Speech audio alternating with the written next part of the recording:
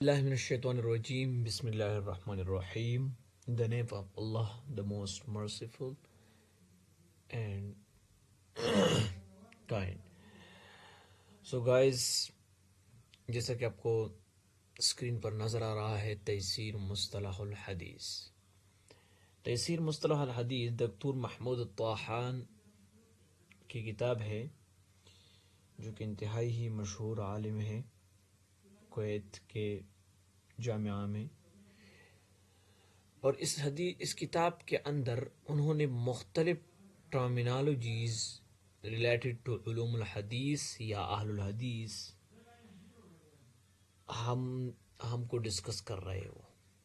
انہوں نے اس کتاب کے اندر مختلف قسم کی مصطلحات ڈسکس کیے ہیں جو کہ حدیث کی باب سے یا حضور صلی اللہ علیہ وسلم کی جو احادیث ہے اس سے متعلق ہے. جس طرح کہ ہم مختلف موضوعات پر لیکچرز کر چکے ہیں، ہم مصطلحات الفقہیہ پڑھ چکے ہیں، ہم اس میں مختلف ٹرمینالوجیز اسلامک جورسپروڈنس کے پڑھ چکے ہیں.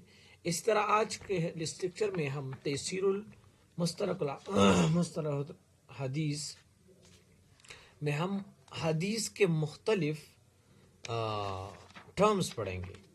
اس کے ساتھ ساتھ اس سے پہلے کہ میں شروع کروں تو میں آپ کو اس کتاب کے اندر میں انتہائی اختصار سے کام لیں گے جو چیزیں مین ہیں جس میں انہوں نے فوکس کیا ہے جو کہ علوم الحدیث کے لیے انتہائی ضروری ہے، تو وہ ہم ڈسکس کریں گے. تو آئیے شروع کرتے ہیں. سب سے پہلے ہم دیکھتے ہیں کہ علم و حدیث ہے کیا. یہ کتاب اس کتاب کے اندر انہوں نے مختلف حدیث کی جو ٹرمز ہے اس کو ڈسکرائب کرتے ہوئے اس کی لغوی معنی اور اس کی یعنی حدیث کے اندر اس کی اصطلاحی معنی بھی بتایا ہے. تو ہم مختلف جگہ پر آپ کو میں بتاؤں گا.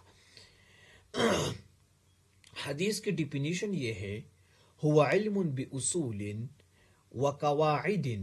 دس از دی نالج باصول ان اصول پر، وقواعد ان رولز ریگولیشن پر، یعرف بها احوال السند جس پر ہم سند کے احوال کو جان سکتے ہیں.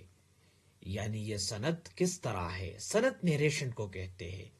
نیریشن یہ ہے کہ کسی صحابی نے، کسی تابعی نے، کسی محدث نے حدیث نقل کی ہے. اب مجھے جاننا ہے کہ یہ بندہ کس طرح تھا، اس کے معاملات کس طرح تھے، یہ اپنے روزمرہ کی زندگی میں کس طرح کی زندگی گزار رہا تھا. تو اس سارا جان پہچان کو علوم الحدیث کے اندر ڈسکس کرتے ہیں. پھر اس سند اس بندے سے ہٹ کر اگر ہم یہ دیکھیں گے کہ اس حدیث ضعیف ہے، حدیث حسن ہے، حدیث حسن لذاتی ہی ہے، حسن لغیر ذاتی ہی ہے، تو وہ کون سے بنیادی اصول ہے، وہ کون سے بنیادی قاعدے ہیں، وہ ہم علم حدیث کے اندر پڑھیں گے. والمتنی، متن کہتے ہیں حضور صلی اللہ علیہ وسلم کی بات کو. مثلا جو بات نقل کی گئی ہے وہ متن ہے.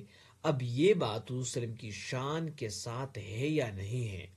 یہ متن جو نقل کر رہا ہے کیا یہ حضور صلی اللہ علیہ وسلم نے واقعی اس طرح کہا ہے.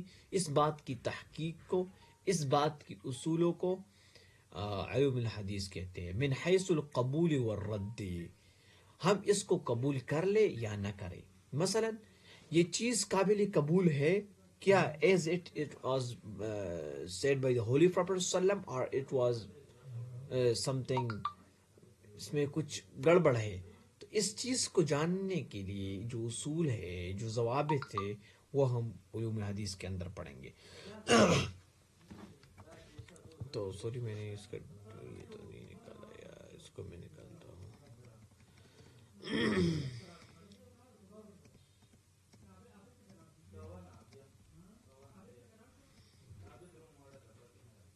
اچھا، یہ آ گیا آپ کا ڈیفینیشن. یہ ڈیفینیشن ہے کہ علم باصول وقواعد یعرف بها احوال السند والمتن من حيث الرد قبول والرد. موضوعه، اس باب اس علم میں موضوع کیا ہے. السند والمتن، السند والمتن من حيث القبول والرد. اس باب کے اندر، اس حدیث کی، اس علم کے اندر ہم حدیث کی جانچ پڑتال کرتے ہیں کہ اس کی سند اور اس کے متن قابل قبول ہے یا نہیں ہے. بس یہ اس کی موضوع ہے اس علم کی. ثمارتی، ثمرہ کیا ہے؟ اس سے ہمیں کیا پیدا ہوگا؟ اس سے یہ پیدا ہوگا تمیز الصحیح من السقیم الحدیث. سقیم کہتے ہیں ضعیف کو، مریض کو، لغوی معنی میں مریض کو کہتے ہیں لیکن ڈکشنری میننگ میں، لیکن حدیث کے اندر حدیث ضعیف. ہم اس علم کے ذریعے معلوم کریں گے کہ کون سا حدیث صحیح ہے اور کون سا حدیث سقیم یعنی ضعیف ہے. الحدیث، اب حدیث کے ڈیفینیشن کرتے ہیں. لغوی میں، لغت میں حدیث کی معنی ہے الجدید، کوئی بھی نئی چیز، ماڈرنٹی. ویجمع علی احادیث خلاف القیاس. تو یہ جو ماڈرنٹی کو کس معنی میں؟ لغوی معنی. لیکن حدیث کے اندر، علم حدیث کے اندر، حدیث کیسے کہتے ہیں؟ ما اضیف الی النبی، جس چیز کی نسبت نبی علیہ الصلوۃ والسلام کو کی جائے، من قول، یا کوئی قول ہو، او فعل، کوئی فعل ہو، او تقریر، یا کوئی تقریر ہو، او صفت، یا کوئی صفت ہو. یعنی حضور صلی اللہ علیہ وسلم کی کوئی صفت ہو، حضور صلی اللہ علیہ وسلم نے کوئی وہ حضور صلی اللہ علیہ وسلم کا کوئی عادت ہو، کوئی ہیبٹ ہو، تو اس کے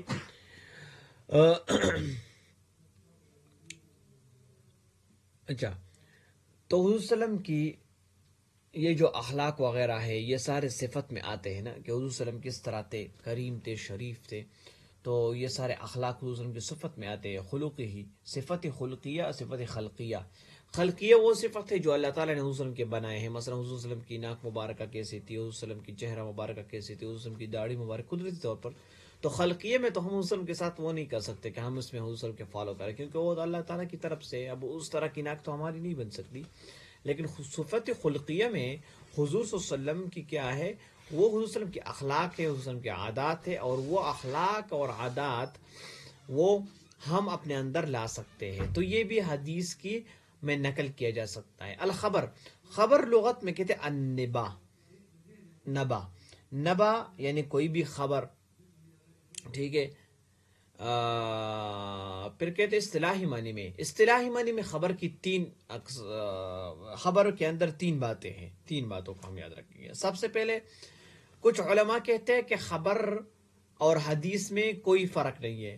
وہ مرادف للحدیث، یہ مرادف ہے یعنی ہم مانی ہے حدیث کے ساتھ. ایو ان معناها واحد اصطلاحیا، اس کی جو اصطلاحی معنی ہے وہ واحد ہے، وہ ایک ہی ہے. لیکن ایک قسم کے علماء ہیں جو کہتے ہیں کہ نہیں، خبر جو ہے وہ کیا ہے؟ وہ الگ چیز ہے. وہ کیا کہتے ہیں؟ فالحدیث ما جاء عن النبی، حدیث وہ ہے جو نبی علیہ الصلوۃ والسلام سے نقل کیا. والخبر ما جاء من غیرہ، حدیث اور خبر وہ ہے خبر جو کسی اور سے نقل کیا گیا ہو. دیکھو، حدیث، خبر تو لغوی معنی میں کسی بھی اعلان، کسی بھی خبر کو کہتے ہیں، لیکن حدیث کے اندر وہ حدیث جس کو کسی اور سے نقل کیا گیا ہو اس کو ہم خبر کہتے ہیں، اور وہ حدیث جس کو حضور صلی اللہ علیہ وسلم سے نقل کیا گیا ہو اس کو ہم حدیث کہتے ہیں. اور منہ ای فالحدیث ما جاء عن النبی صلی اللہ علیہ وسلم والخبر ما جاء عنہ او عن غیرہ. پھر کچھ کہتے ہیں کہ نہیں، حدیث جو ہے وہ حضور صلی اللہ علیہ وسلم سے نقل کیا گیا ہو، خبر جو ہے وہ بھی حضور صلی اللہ علیہ وسلم سے یا کسی اور سے نقل کیا گیا ہو. اس لیے ہم کہتے ہیں کہ حدیث جو ہے وہ خاص ہے نبی علیہ الصلوۃ والسلام کے ساتھ، اور خبر وہ عام چیز ہے، جنرلی کسی بھی صحابی، کسی بھی تابعی، کسی بھی تبع تابعی سے نقل کی گئی چیز خبر ہے. پھر ہے الاثر. اثر ایک ٹرم ہے جس کا معنی ہے بقیت الشیء، کسی چیز کے اثر، اور اردو میں بھی یوز کر رہے ہیں افیکٹ رہ جانا، کسی چیز کے اثرات رہ جانا. تو اصطلاحی معنی اس کی کیا ہے؟ اصطلاحی معنی بھی اسی طرح سیم ٹو خبر، اس کے اندر تین باتیں ہیں. وہ تین باتیں کون سی ہے؟ سب سے پہلے کے علماء کا طبقہ جو ہے وہ کہتے ہیں کہ اس میں کوئی فرق نہیں ہے، دونوں حدیث کے ساتھ اس کی مترادف ہے. ٹھیک ہے، یہ ہم معنی ہے. ان معناها واحد اصطلاحا، اس کی معنی واحد ہے. لیکن کچھ علماء کہتے ہیں ما اضیف الی الصحابی والتابعین من اقوال و افعال، جس کی تابعی کو یا کسی صحابی کو اس کی نیریشن کی جائے، اور وہ کسی صحابی کی طرف اس کی نسبت کی جائے ان کے اقوال میں، ان کے افعال میں، کہ یہ صحابی کا یہ فعل تھا، اس صحابی کا یہ قول ہے.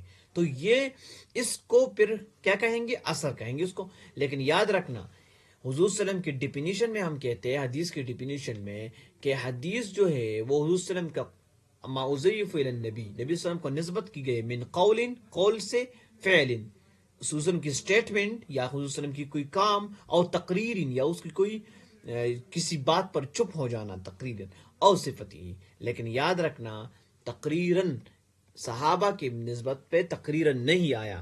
اثر میں ہم تقریر کو ذکر نہیں کرتے کیونکہ صحابی جو ہے تقریر سکوت کو کہتے ہیں. کوئی صحابہ کوئی کام کر رہے ہیں، حضور صلی اللہ علیہ وسلم نے دیکھ لیا، حضور صلی اللہ علیہ وسلم سکوت اختیار کرے، تو یہ نبی سے جائز ہی نہیں ہے. نبی کے لیے یہ بات بالکل ایسی ہے کہ نہیں کر سکتا نبی کسی ناجائز بات پر وہ خاموش ہو جائے. نبی کی شان کے ساتھ یہ نہیں ہے.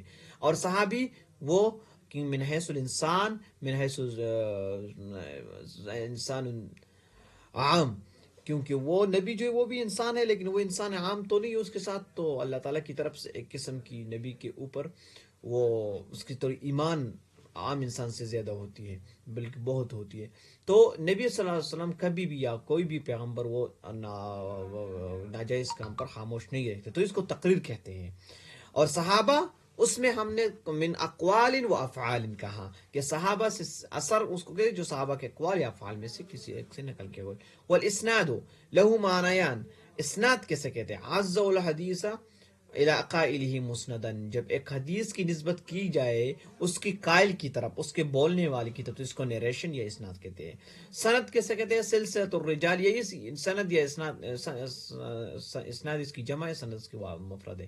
سلسلۃ الرجال یہ سلسلہ ہے رجال کا، مؤصلۃ للمتن جو متن کے ساتھ مؤصل ہے، جڑے ہوئے. وہو بہذا المعنی مرادف للسند، یہ سند کے معنی میں اسناد اور سند ایک ہی چیز ہے، ٹھیک ہے، مرادف ایک دوسرے کے. السند، السند سند لغت میں معتمد کو کہتے ہیں. وکذلک الحدیث یستند الیہ ویعتمد علیہ، حدیث کی بھی سند کی جاتی ہے، ویعتمد علیہ اس پہ اعتماد بھی کیا جاتا ہے.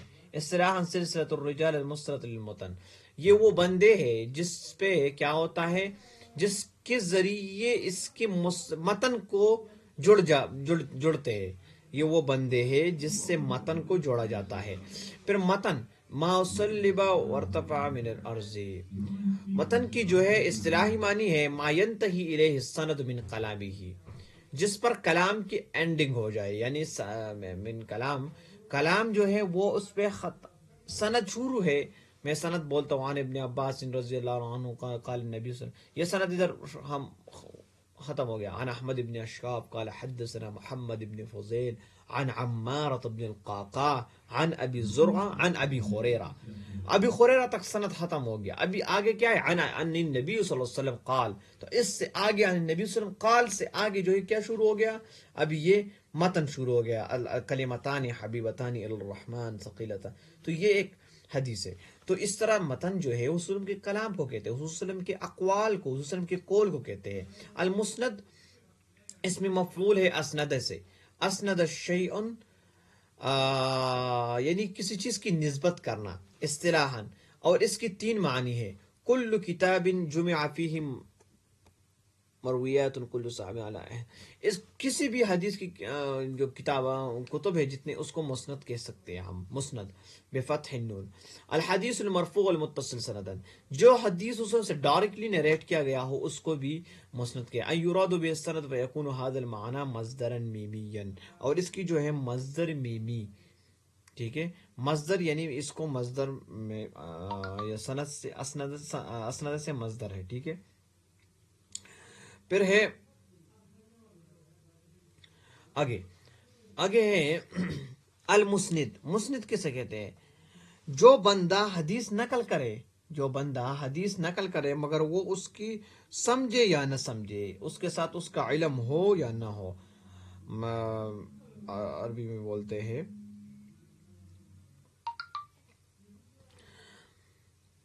ہو ما یروی الحدیث، جو بندہ سند نقلے بسند ہی اپنے سند کے ساتھ، سواء اکان عالم، کیا عنده علم بهذا الحدیث، ام لیس الا مجرد روایت، لیکن روایت مجرد ہو. مجرد کسے کہتے ہیں؟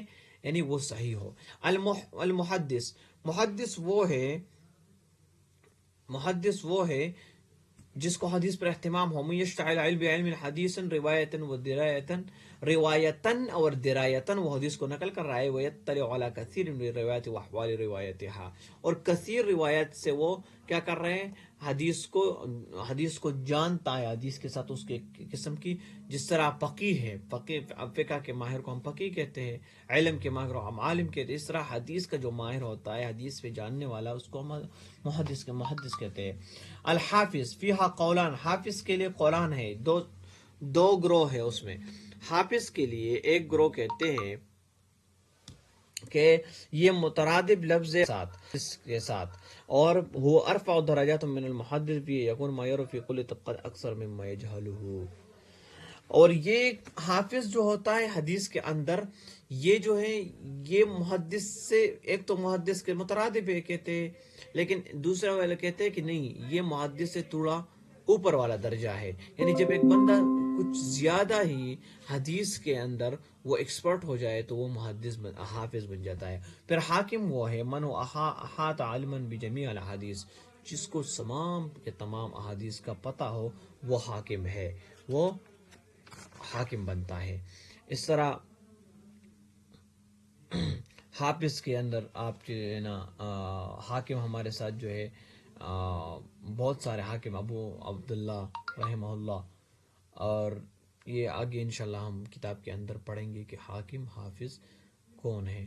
مختلف لوگ ہیں، مختلف تابعین ہیں، علماء ہیں، جس کو کسی کو حاکم کا درجہ ہے، کسی کو حافظ کا، اور کوئی وہ محدث ہے. محدث سب سے پہلے محدث آتا ہے جس کو مطلب کوئی اتنا زیادہ، سب سے حاکم آتا ہے جس کو سب حدیث پر علم ہو، پھر اس سے کم حافظ، پھر اس سے کم محدث ہو. Thank you for watching.